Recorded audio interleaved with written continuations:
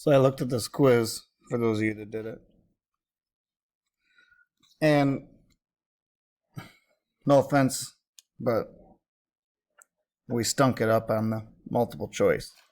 I was impressed with your short answer, but I could tell a lot of you rushed through the multiple choice. I'm going to do a couple of these and then offer a retake to anyone that wants it. But the catch is that you need to have it done by Wednesday night.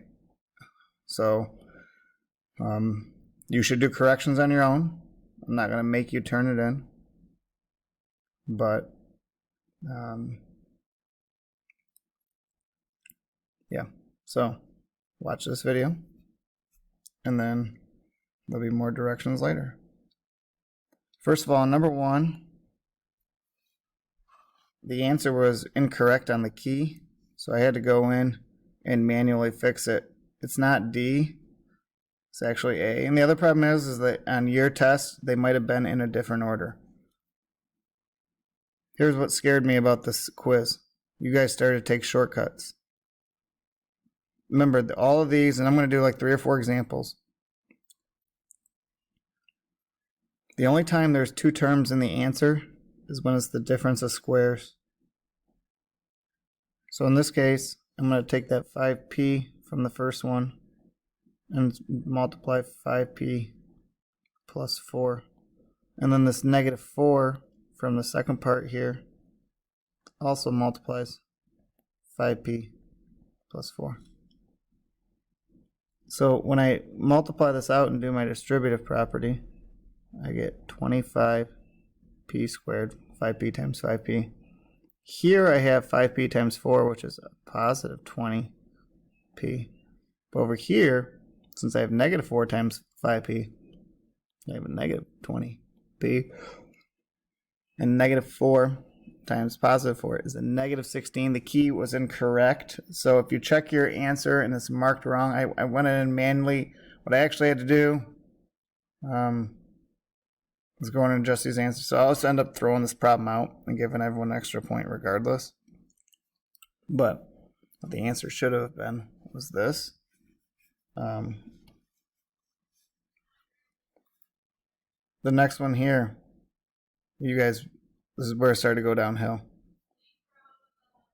Way too many of you did this. The fact that these cancel here, you assumed wrong that the middle cancels here. So a lot of you put C down for number 2, and that is wrong. You only had 2 terms. The only time there's 2 terms in the answer is when it's the difference of squares. So watch this real quick. So that's what you have. You have 2 of them. So then we do 2x times 2x minus 6. You have minus 6 times 2x minus 6. So over here, 2x times 2x is 4x squared. 2x times negative 6 is negative 12x. And then also here we also have negative 6 times 2x, negative 12x again. Negative 6 times negative 6, positive 36. So no, these are the same. They combine to get that negative 24x. So there should be a middle term. So you should have, that's what you should have got for your answer. 4x squared minus 24x plus 36. And way too many of you, because it was multiple choice, I could tell you didn't actually do the work. Because some of you, you got number 4 right, and then you got number 2 wrong. Please spend as much time on a multiple choice question as you do a short answer one. Skip down.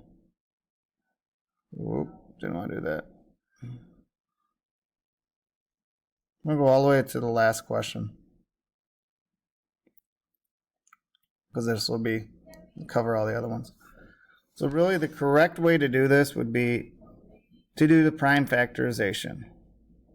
So I take these numbers and I start to break them down into like 6 times 7, and I'd look for prime numbers. 3 times 2.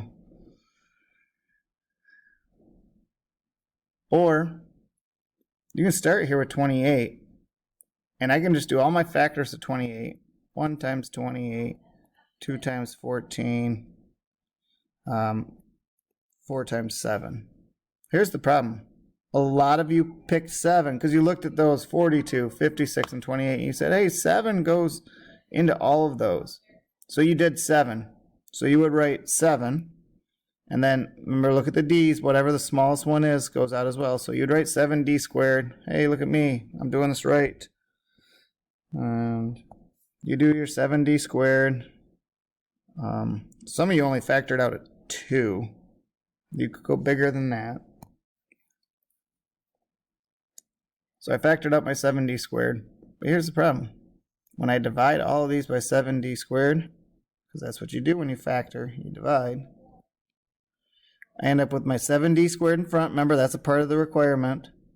But then I'm left with 6d squared minus 8d and then plus 4. There's a problem. That's even, and that's even. So there's actually more that you can factor out. The reason is that 14 goes into all of these. Because when you think about your factors of 14, it goes 14, 28, 42, 56. So the correct answer is not 7d squared. The correct GCF is 14d squared. And then my factors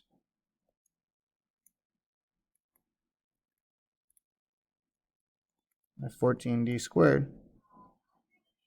And then what do I have left? I have 14 times 3 is 42. 3d squared. 14 times 4 is 56, so minus 4d. And then plus 2. You'll notice there's no common factors between 2, 3, and 4. All right. And again, I could check this by multiplying back through. Then I get my 42d to the 4th times 4. You get your 56d cubed times 2, 28d squared. So here's what you need to do. You want to retake? Email me and ask for the code. Be sure to show your work on all of it, and it's due by Wednesday night. So if you watched this video all the way to the end, then you know you have to email me and you get a free shot at the retake. Okay? But make sure, hopefully some of you might be getting smart and skipping to the end.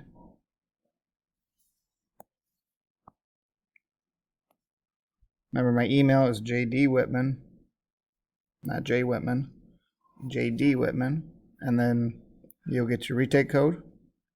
You do the retake, fix that score. Have a good day.